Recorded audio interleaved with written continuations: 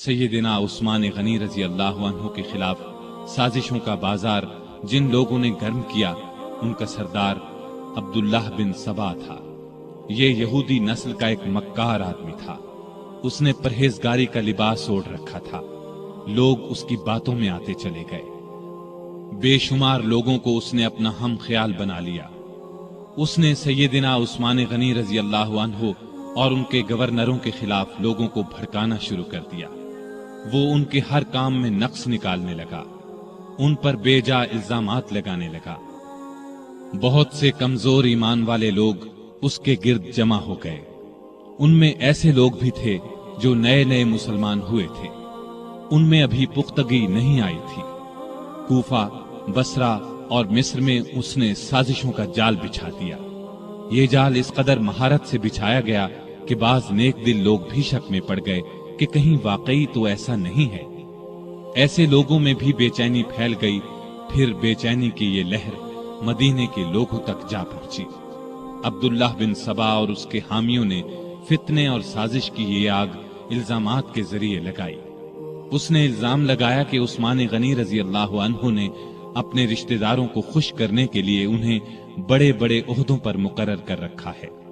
انہوں نے بیت المال سے بڑی بڑی رقمیں ایسے لوگوں کو دیں جو ان کے حقدار نہیں تھے، بلکہ زیادہ تر ان کے رشتہ دار تھے۔ طرابلس کی جنگ سے جو مال غنیمت حاصل ہوا اس کا 5واں حصہ بیت المال کا حق تھا، لیکن انہوں نے مصر کے گورنر عبداللہ بن سعد کو دے دیا۔ جب سیدنا عثمان غنی رضی اللہ عنہ تک یہ باتیں پہنچی تو انہوں نے بھرے مجمع میں ان الزامات کے یہ جوابات دیے۔ میں نے ان لوگوں کو خوش کرنے کے لیے نہیں بلکہ لائق، بہادر اور بھروسے کے قابل سمجھ کر اونچے عہدوں پر مقرر کیا ہے۔ میں اپنے خاندان والوں سے واقعی محبت کرتا ہوں، لیکن ان کی خاطر ظالم نہیں بن سکتا۔ میں ان کے صرف وہی حق ادا کرتا ہوں جو واجب ہیں۔ ان کو دل کھول کر دیتا ہوں تو بیت المال سے نہیں، اپنے ذاتی مال میں سے دیتا ہوں۔ مسلمانوں کا مال میں اپنے لیے حلال سمجھتا ہوں اور نہ کسی دوسرے کے لیے۔ طرابلس کی لڑائی میں عبداللہ بن سعد اسلامی فوج کے سپاہ سالار تھے۔ میں نے ان سے وعدہ کیا تھا کہ اگر آپ لڑائی میں کامیاب ہوئے تو غنیمت کے مال کا 5واں حصہ آپ کو دیا جائے گا۔ فتح کے بعد میں نے اپنے وعدے کے مطابق یہ حصہ انہیں دیا، لیکن جب دوسرے مسلمانوں نے اس بات کو پسند نہ کیا تو میں نے یہ حصہ ان سے لے کر بیت المال میں جمع کرا دیا۔ اب اس میں اعتراض والی بات کون سی رہ گئی؟ اس کے علاوہ ان پر ایک چراگاہ کے بارے میں بھی الزام تھا۔ یہ چراگاہ مدینے کے قریب بنائی گئی تھی۔ سیدنا عثمان غنی رضی اللہ عنہ نے اس کو حکومت کی ملکیت قرار دیا۔ عام لوگوں کو اس سے فائدہ اٹھانے سے روک دیا۔ اس الزام کے جواب میں انہوں نے یہ کہا کہ اس چراگاہ کو مجھ سے پہلے ہی سرکاری بنا دیا گیا تھا تاکہ سرکاری گھوڑے اور اونٹ وہاں چر سکیں۔ میں نے اس میں عام لوگوں کو مویشی چرانے سے نہیں روکا۔ میرے پاس تو صرف 2 اونٹ ہیں جو میں نے حج کے لیے رکھ چھوڑے ہیں۔ خلافت سے پہلے میں سب سے زیادہ اونٹوں اور بکریوں کا مالک تھا۔ اب ان 2 اونٹوں کے سوا میرے پاس کوئی جانور نہیں ہے، یعنی میں اس چراگاہ میں اپنے مویشی نہیں چراتا۔ ان کے علاوہ سیدنا عثمان پر اور بھی ایسے الزامات لگائے گئے تھے جن کی سرے سے کوئی حقیقت ہی نہیں تھی۔ بعض باتوں کا بتنگڑ بنا دیا گیا تھا۔ ادھر فساد پھیلانے والے لوگ کسی بات کے جواب پر کوئی توجہ نہیں دیتے تھے۔ ان کی تو بس ایک ہی ضد تھی کہ سیدنا عثمان کو خلیفہ نہ رہنے دیا جائے۔ جب یہ لوگ دوسروں کو کھلم کھلا بغاوت پر ابھارنے لگے تو سیدنا عثمان نے صوبوں کے تمام گورنروں کو مدینے میں طلب کر کے ان سے مشورہ کیا کہ اس شورش کو کیسے رفع کیا جائے۔ بعض نے رائے دی کہ فساد پھیلانے والوں کو سخت سزائیں دی جائیں، لیکن سیدنا عثمان بہت نرم مزاج تھے، ایسا کرنا پسند نہ کیا۔ دوسری کسی رائے پر بھی اتفاق نہ ہو سکا۔ سارے گورنر اپنے اپنے علاقوں کی طرف واپس روانہ ہو گئے۔ ان کے جانے کے بعد سیدنا عثمان نے شورش دور کرنے کے لیے 3 کام کیے۔ ایک یہ کہ کوفے کا گورنر سعید بن عاص کی جگہ بزرگ صحابی ابو موسیٰ اشعری کو مقرر فرمایا۔ क्योंकि कूफे के बागी सईद बिन आस के दुश्मन बन चुके थे और उन्होंने ये मुतालबा किया था कि अबू मूसा अशरी को कूफे का गवर्नर बनाया जाए। दूसरा ये कि चंद सहाबा को तमाम सूबों में ये तहकीक करने के लिए भेजा कि लोगों की जायज शिकायत क्या हैं और उनको कैसे दूर किया जा सकता है। तीसरा ये कि मुल्क भर में ऐलान करा दिया कि जिस किसी को मुझसे या मेरे किसी हाकिम से कोई शिकायत हो वो हज के मौके पर पेश करे, मैं ये शिकायत दूर कर दूंगा और जालिम से मजलूम का हक दिलाऊंगा। जिस वक्त सैयदना उस्मान हालात को सुधारने की ये कोशिशें फरमा रहे थे, ऐन उस वक्त दूसरी तरफ मिस्र, कूफा और बसरा के साजिशी लोगों ने आपस में खतूत लिखकर खुफिया तरीके से तय किया कि अचानक मदीने पहुंचकर सैयदना उस्मान से तलवार के जोर पर अपने मुतालिबात मनवाए जाएं। आखिर ये लोग जिनकी तादाद हजारों में थी, एक ही वक्त मदीने पहुंचे। शहर से 2-3 मील दूर पड़ाव डाला। पहले उन लोगों ने मदीने के सबसे बुजुर्ग सहाबा अली, तलहा, जुबैर और साद बिन अबी वक्कास रज़ियल्लाहु अन्हुम को अपने साथ मिलाने की कोशिश की, लेकिन चारों ने उनका साथ देने से इनकार कर दिया। उसके बाद सैयदना अली जनाबे उस्मान की तरफ से बागियों के पास गए और उनके एक एक इल्जाम का जवाब देकर उन्हें वापस जाने की तरगीब दी। साथ ही उन्हें यकीन दिलाया कि सैयदना उस्मान तुम्हारे जायज मुतालिबात मानने के लिए तैयार हैं। इस पर सारे बागी वापस जाने पर रजामंद हो गए और अपने अपने इलाके की तरफ रवाना हो गए। इस वाक़े को चंद ही रोज गुजरे थे कि एक दिन मदीने की गलियां घोड़ों की टापों और इंतकाम इंतकाम की आवाजों से गूंज उठी। लोग घबराकर बाहर निकले। उन्होंने देखा कि मिस्री बागियों की जमात फिर वापस आ गई है। सैयदना अली आगे बढ़े और उनसे वापस आने का सबब पूछा तो उन्होंने जवाब दिया कि हम वापस जा रहे थे। रास्ते में एक शख्स को देखा जो मदीने की तरफ से आ रहा था और बड़ी तेजी से मिस्र की तरफ जा रहा था। हमें उसकी चाल ढाल से शुबा गुजरा। रोक कर उसकी तलाशी ली तो उसके पास से एक खत मिला। वो खत मिस्र के गवर्नर के नाम था। खत अमीरुल मोमिनीन उस्मान की तरफ से था। इसमें उन्होंने लिखा था कि जो लोग मदीने से मिस्र वापस आ रहे हैं उन सबको कत्ल कर दिया जाए। खत पर सैयदना उस्मान की मोहर भी लगी थी। इस खत को देखकर हमने समझ लिया कि हमारे साथ धोखा किया जा रहा है। अब हम इस धोखे का इंतकाम लेने के लिए वापस आए हैं। जब ये मुआमला सैयदना उस्मान गनी रजी अल्लाह अन्हु के सामने रखा गया तो वो बहुत हैरान हुए और कसम खाकर कहा, न मैंने ये खत लिखा न किसी से लिखवाया। इस पर लोगों ने ख्याल जाहिर किया कि ये खत सैयदना उस्मान के मुशीर मरवान बिन हकम ने उनकी इजाजत के बगैर लिखा है। उधर बागी तो फसाद पर तुले हुए थे। उन्होंने कहा, खत चाहे किसी ने लिखा हो, इसके जिम्मेदार खलीफा ही हैं, इसलिए वो खिलाफत से अलग हो जाएं। इसी दौरान में कूफा और बसरा के लोग भी वापस आ गए। उनसे पूछा गया कि तुम लोगों के रास्ते तो अलग अलग हैं, फिर तुम किस तरह रास्ते से पलट आए हो? उन्होंने कोई जवाब न दिया और मिस्रियों में शामिल हो गए। सैयदना उस्मान गनी रजी अल्लाह अन्हु ने बागियों को जवाब दिया, जब तक मुझ में जान है खिलाफत से अलग नहीं होगा। मैं तुम्हारी हर जायज शिकायत को दूर करने के लिए तैयार हूं, लेकिन तुम्हारे कहने से खिलाफत की कमीज को नहीं उतारूंगा, इसलिए कि ये कमीज मुझे अल्लाह ने पहनाई है और मुझे रसूलुल्लाह सल्लल्लाहु अलैहि वसल्लम ने फरमाया था कि अल्लाह ताला तुझे कमीज पहनाएगा, फिर उसे उतारने के लिए लोग आएंगे तो इसे न उतारना। मैं ना तो तलवार के जोर पर खलीफा बना था और न कोई तलवार के जोर पर मुझे खिलाफत से अलग कर सकता है। मैं रसूल सल्लल्लाहु अलैहि वसल्लम की वसीयत के मुताबिक आखिरी दम तक सब्र करूंगा। उनका ये जवाब सुनकर सारे बागी आगे बढ़े और अमीरुल मोमिनीन सैयदना उस्मान गनी के घर को घेरे में ले लिया। बागियों ने उनके घर को कई दिन तक घेरे में रखा। उन दिनों में इन जालिमों ने बहुत घटिया हरकत की। उनके घर में पानी और खुराक तक जाने से रोक दिया। एक रोज उम्मुल मोमिनीन सैयदा उम्मे हबीबा रजी अल्लाह अन्हा ने खाने पीने की कुछ चीजें लेकर सैयदना उस्मान गनी तक जाने की कोशिश की, लेकिन जालिम बागियों ने उनकी बेअदबी की और आगे न जाने दिया। ایک روز سیدنا علی رضی اللہ عنہ نے اپنے چند آدمیوں کے ذریعے پانی کی 3 مشکیں بھجوائیں۔ ان آدمیوں کو باغیوں نے روکا، لیکن وہ لڑ بھڑ کر اور کئی زخم کھا کر پانی کی مشکیں اندر لے جانے میں کامیاب ہو گئے۔ 1-2 بار پڑوس کے گھروں سے بھی خوراک اور پانی کی مدد پہنچی، لیکن یہ اتنی کم ہوتی تھی کہ بڑی مشکل سے 1-2 دن گزرتے تھے۔ مدینے میں جتنے بھی بزرگ اور جلیل القدر صحابہ موجود تھے، ان سب نے باغیوں کو بہت سمجھایا، لیکن باغیوں نے ان کا بھی لحاظ نہ کیا، کوئی بات نہ مانی۔ خود امیر المؤمنین سیدنا عثمان غنی رضی اللہ عنہ نے کئی مرتبہ باغیوں کو سمجھانے کی کوشش کی، مکان کی چھت پر جا کر کئی مرتبہ ان کے سامنے بہت با اثر تقاریر کی، انہیں یاد دلایا کہ رسول اللہ صلی اللہ علیہ وسلم جب مدینے تشریف لائے تھے تو مسجد نبوی کے لیے جگہ تنگ تھی۔ آپ نے اعلان فرمایا تھا کہ جو شخص مسجد کے لیے زمین خریدے گا اسے جنت میں جگہ ملے گی۔ میں نے ہی یہ جگہ خرید کر مسجد میں شامل کی تھی، لیکن آج تم مجھے اس مسجد میں نماز پڑھنے سے روکتے ہو۔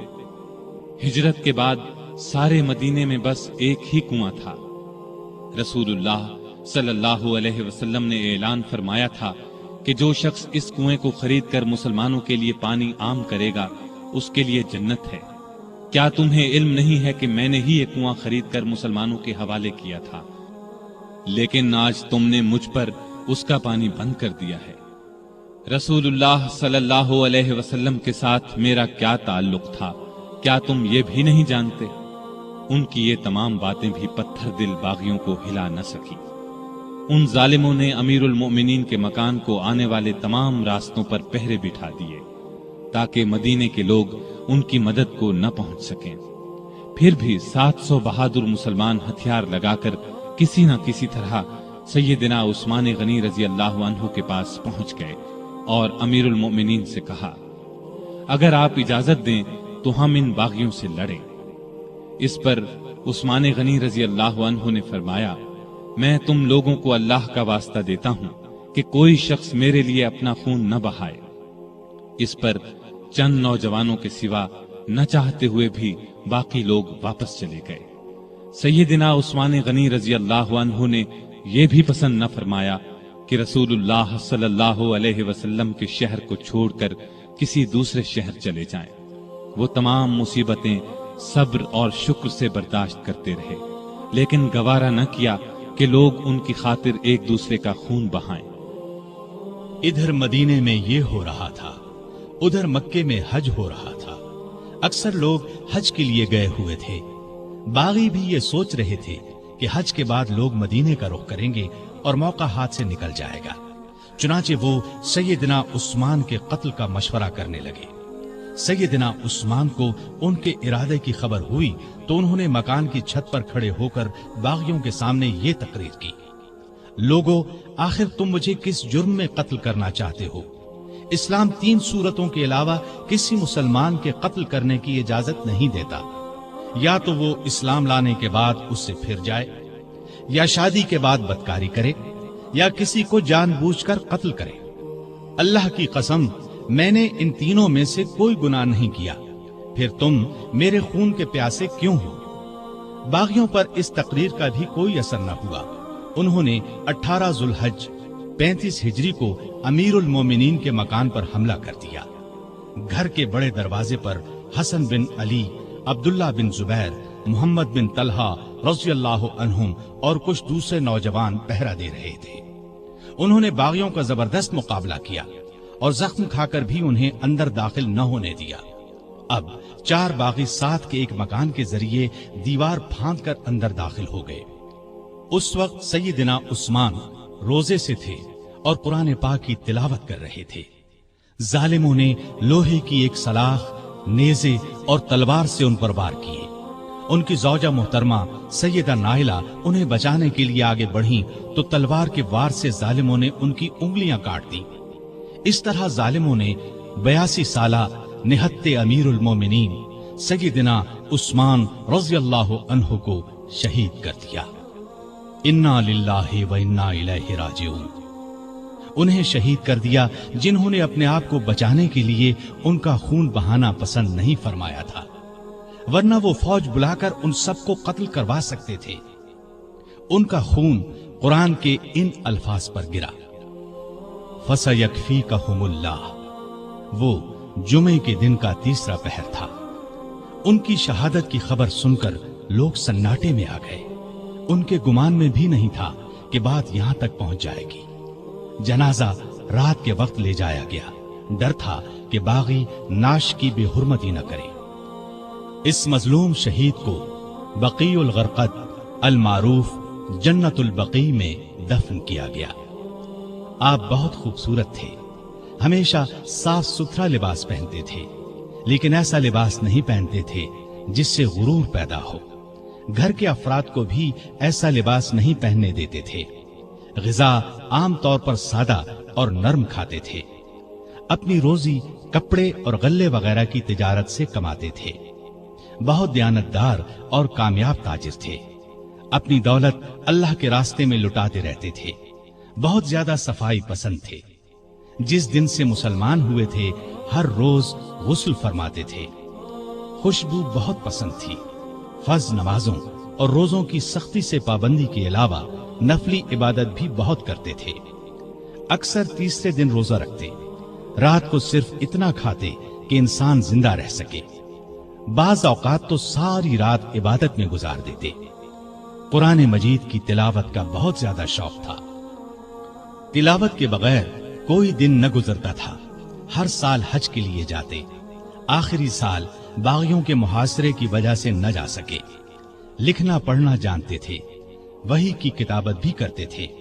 وحی نازل ہوتی تو اکثر نبی کریم صلی اللہ علیہ وسلم انہیں لکھنے کے لیے بلاتے۔ قرآن کے بہت بڑے عالم اور حافظ تھے۔ رسول اللہ صلی اللہ علیہ وسلم کی 146 احادیث آپ کے ذریعے سے امت تک پہنچی۔ شریعت کے مسائل سے بخوبی واقف تھے۔ لوگ ان سے مسئلے پوچھتے تھے۔ نبی کریم صلی اللہ علیہ وسلم کی دوسری بیٹی سیدہ ام کلثوم کی وفات کے بعد آپ نے کچھ اور نکاح بھی کیے۔ 9 یا 7 بیٹیاں اور 8 بیٹے ہوئے۔ 2 بیٹے بچپن ہی میں فوت ہو گئے۔ ان کے ایک بیٹے ابان نے شہرت پائی، بنو امیہ کی حکومت میں اونچے عہدوں پر کام کیا۔ حیا سیدنا عثمان میں بہت زیادہ تھی، حتیٰ کہ فرشتے بھی ان سے حیا کرتے تھے۔ اللہ کا خوف بہت تھا۔ موت، قبر اور قیامت کا ہر وقت خیال رہتا۔ آپ کی سخاوت انتہا کو پہنچی ہوئی تھی۔ کوئی دن ایسا نہیں گزرتا تھا جس میں وہ خیرات نہ کرتے ہوں۔ وہ اللہ تعالیٰ کے اس ارشاد کی مکمل تصویر تھے۔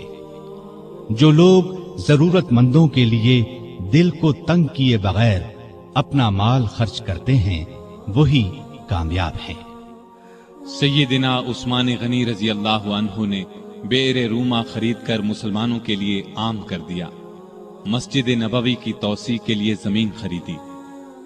سیدنا علی رضی اللہ عنہ کی سیدہ فاطمہ رضی اللہ عنہا سے شادی کا موقع آیا تو انہوں نے اپنی زرہ سیدنا عثمان رضی اللہ عنہ کے ہاتھ 480 درہم میں بیچ دی۔ عثمان رضی اللہ عنہ نے اس رقم کے ساتھ وہ زرہ بھی انہیں واپس تحفے میں دے دی۔ تبوک کے موقع پر تو ان کی دریا دلی کی انتہا نہ رہی۔ قحط کے موقع پر غلے سے لدے ہوئے اونٹ لوگوں میں تقسیم کر دیے۔ ہر جمعے کو ایک غلام آزاد کرتے تھے۔ کسی جمعے نہ کر پاتے تو آئندہ جمعے 2 غلام آزاد کرتے۔ اپنی خلافت کے زمانے میں بیت المال سے اپنی ذات کے لیے 1 درہم بھی نہ لیا، اگرچہ وہ کم از کم 5000 درہم ہر سال لینے کے حقدار تھے۔ 12 سالہ خلافت میں 60,000 درہم گویا انہوں نے مسلمانوں کے لیے چھوڑ دیے۔ آپ رضی اللہ عنہ میں سادگی انتہا کو پہنچی ہوئی تھی۔ اپنے کام اپنے ہاتھوں سے کرتے تھے۔ ایک مرتبہ ایک غلام نے سیدنا عثمان غنی رضی اللہ عنہ کو دعوت دی۔ اس کی دعوت خوشی سے قبول کر لی۔ نہایت صابر تھے، تمام مصیبتیں نہایت صبر سے برداشت کی۔ اپنے حامیوں کو مخالفین پر تلوار نہ اٹھانے دی۔ نبی اکرم صلی اللہ علیہ وسلم سے आपको बे इंतहा मोहब्बत थी। एक मर्तबा नबी करीम सल्लल्लाहु अलैहि वसल्लम के घर में 4 दिन का फाका था। सैयदना उस्मान गनी रजी अल्लाह अन्हु को पता चला तो फौरन बहुत सा आटा, खजूरें, एक बकरा और 300 दिरहम लेकर हुजूर सल्लल्लाहु अलैहि वसल्लम के घर पहुंचे। उस वक्त आप सल्लल्लाहु अलैहि वसल्लम घर में नहीं थे। उन्होंने ये चीजें बीबी आयशा रजी अल्लाह अन्हा के हवाले की। थोड़ी देर बाद कुछ रोटियां और भुना हुआ गोश्त भी दे आए। नबी सल्लल्लाहु अलैहि वसल्लम घर तशरीफ लाए तो सैयदा आयशा सिद्दीका रजी अल्लाह अन्हा ने आप सल्लल्लाहु अलैहि वसल्लम को बताया कि उस्मान ये सामान दे गए हैं। आप सल्लल्लाहु अलैहि वसल्लम ये सुनकर घर नहीं ठहरे, फौरन मस्जिद में तशरीफ ले गए और हाथ उठाकर दुआ मांगी, ऐ अल्लाह, मैं उस्मान से राजी हो गया हूं, तू भी उस्मान से राजी हो जा। ये अल्फाज नबी करीम सल्लल्लाहु अलैहि वसल्लम ने 3 बार दोहराए। जिस हाथ से सैयदना उस्मान गनी रजी अल्लाह अन्हु ने नबी करीम सल्लल्लाहु अलैहि वसल्लम से बैत की थी, उस हाथ से सारी जिंदगी गंदी चीज को नहीं छुआ। बागियों की शोरिश बढ़ी तो अमीर मुआविया रजी अल्लाह अन्हु ने पेशकश की कि आप मेरे पास शाम आ जाएं, यहां आप हर तरह से महफूज रहेंगे। इस पर फरमाया, चाहे मेरी गर्दन कट जाए, मैं रसूलुल्लाह सल्लल्लाहु अलैहि वसल्लम के शहर को नहीं छोड़ सकता। नबी करीम सल्लल्लाहु अलैहि वसल्लम को भी आपसे इतनी ही मोहब्बत थी, इसलिए अपनी 2 बेटियां आपके निकाह में दी। सैयदना उस्मान गनी रजी अल्लाह अन्हु उन 10 सहाबा में से एक हैं जिन्हें जन्नत की खुशखबरी नबी करीम सल्लल्लाहु अलैहि वसल्लम ने इस दुनिया ही में दे दी थी। रसूलुल्लाह सल्लल्लाहु अलैहि वसल्लम का ये भी फरमान है, उस्मान रजी अल्लाह अन्हु जन्नत में मेरे साथी है। सैयदना उस्मान गनी रजी अल्लाह अन्हु के चंद कौल ये हैं, उसने अल्लाह का हक नहीं जाना जिसने लोगों का हक नहीं जाना। हकीर से हकीर पेशा इख्तियार करना हाथ फैलाने से बेहतर है। गरीब का 1 रुपया खैरात करना दौलतमंद के 1 लाख रुपए खैरात करने से बेहतर है। अपने रब के सिवा किसी से उम्मीद न रखो। गुनाह किसी न किसी सूरत दिल को बेकरार रखता है। सबसे बुरा आदमी वो है जो लोगों की बुराइयां बयान करता फिरे। अल्लाह ताला सैयदना उस्मान गनी रजी अल्लाह अन्हु पर रहमतें नाजिल फरमाए।